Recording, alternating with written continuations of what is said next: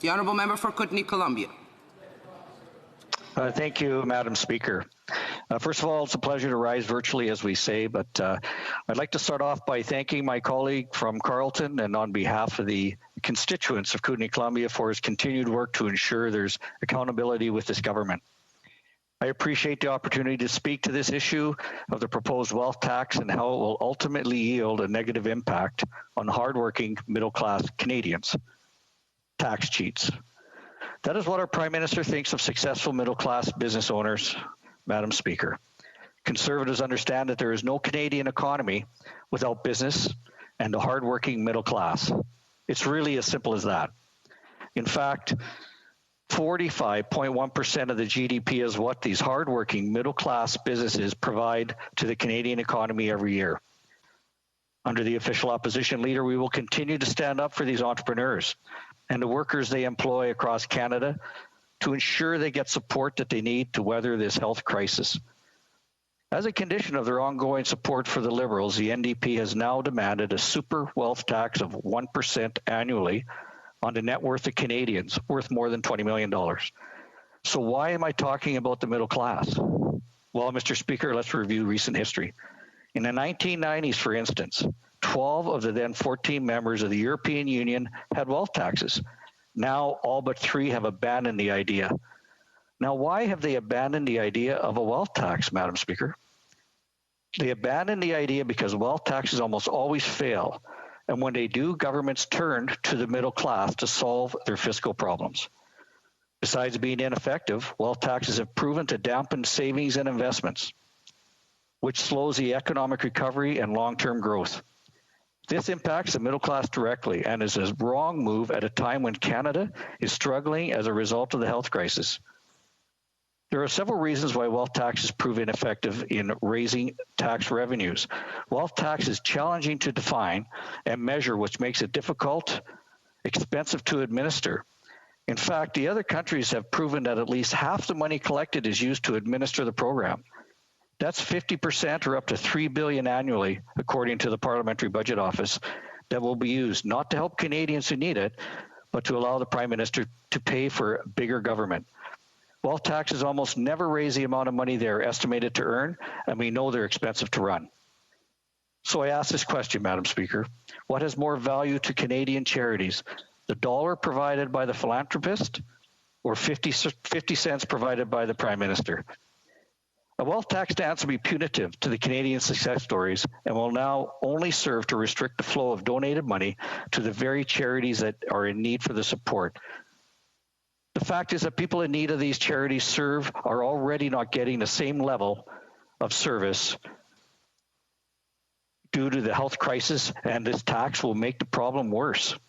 Charities across the country are suffering, and that is surely the case in my riding, Madam Speaker. Donations are down, and many charities don't know where they'll find the funds to continue. These organizations and businesses who are passionate about charity organizations they support, especially in their communities. What this government is proposing is somehow they know better than philanthropists as to how to redistribute wealth. I respectfully submit that the government does not. There are not too many examples where the government does a better job of running a business than the business itself. On the surface, the wealth tax appears ideal and almost has a Robin Hood ring to it. Unfortunately, the examples that history has for us to show otherwise and produce unintended consequences. Rather than putting the money into creating jobs here in Canada and thereby risking an increase in Canadian taxes, it is common for those impacted by a wealth tax to move their assets outside the country. The idea that a single wealth tax will provide the government with a silver bullet solution to expand and pay for its spending is not rational, Madam Speaker. A wealth tax is similar to a property tax, but instead of taxing real estate, it covers wealth in all forms: stocks, jewelry, artworks, cars, houses, boats, retirement savings, antique collectible guns, horses, and hockey cards. The list goes on, and includes any asset that could be appraised a monetary value, which in itself raises questions.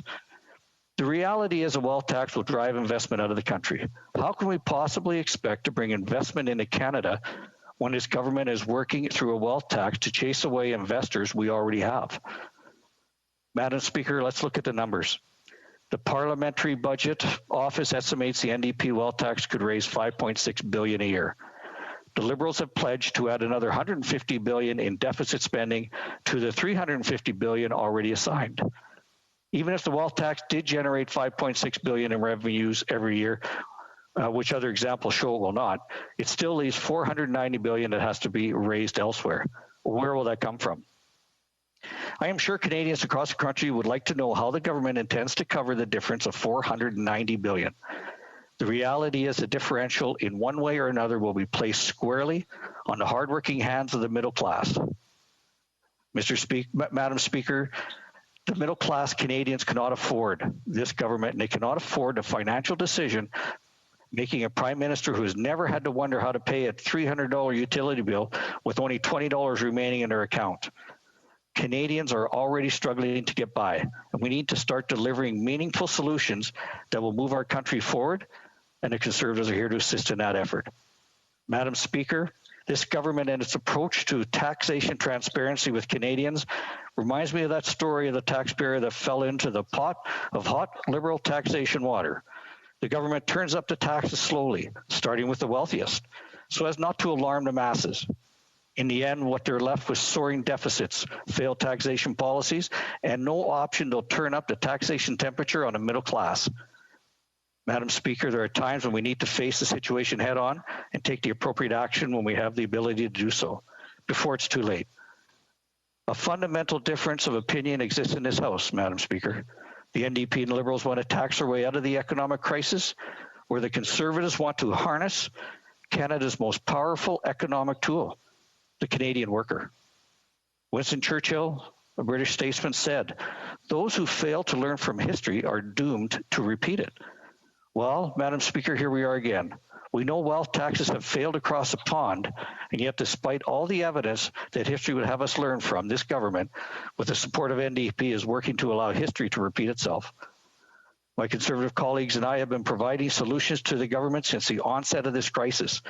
This week, with the passage of our motion in the House of Commons, Conservatives have secured more help for Canadians harmed by a health crisis. As a result of our efforts, the Liberals will have to pause their punishing audits on small and medium-sized businesses until June 2021 and provide additional flexibility in the Canadian Emergency Rent Subsidy, the Canadian Emergency Wage Subsidy, and the other programs that support Canadian families and workers. This builds on a Conservative track record of standing up for working class and making the government's emergency programs better for all Canadians. This includes increasing the wage subsidy from 10 to 75%, advocating for changes to the Liberals' failed rent subsidy program, and now postponing Liberal audits on small and medium-sized businesses. It's shameful the Liberals failed to support our motion and instead voted for punitive audits on hardworking Canadians.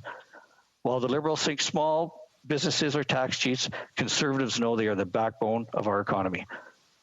Conservatives understand that there is no Canadian economy without our middle class, many of whom are business owners and employers. It's as simple as that. Punishing success does not encourage investment. We're at a fork in the road. We can choose to tax more and punish successful businesses, or we can encourage economic investment, which will result in a safe economic recovery. Conservative leadership will stand up for the workers in the middle class across Canada and ensure they get support they need to weather this health crisis. Let me be very clear, Madam Speaker. Conservatives will continue to stand in this House for the working family that needs help. We have been here for them since the onset of this health and economic crisis, and will continue to work on their behalf to refine and improve this government's programs. Thank you. Questions and comments? The Honourable Member for Courtenay-Alberni. Madam Speaker, we know the Conservatives have forever stood up for protecting CEO stock option loopholes, for helping create more tax havens to help support the wealthy not pay their fair share of taxes in this country. We see the median income grow to $2.7 million for the 0.01%, according to StatsCan. That's a 27% increase versus the average Canadian, who grew at 2.5%. So when the member talks about the middle class, who does he actually believe this tax system's working for? We know the Conservatives, when they were in power for 10 years, they reduced taxes for Canada's largest corporations by 6%. and taxes for the super wealthy, where small businesses only got a tax break of 1% during that same period of time. So my question to the member is, if the tax system's working and these tax cuts are working, why aren't they working for the middle class? And does he not think that somebody in the 0.01% earning tenfold of a wage increase over the average Canadian cannot afford to pay more, especially at a time like this? Honourable member for Kootenay, Columbia.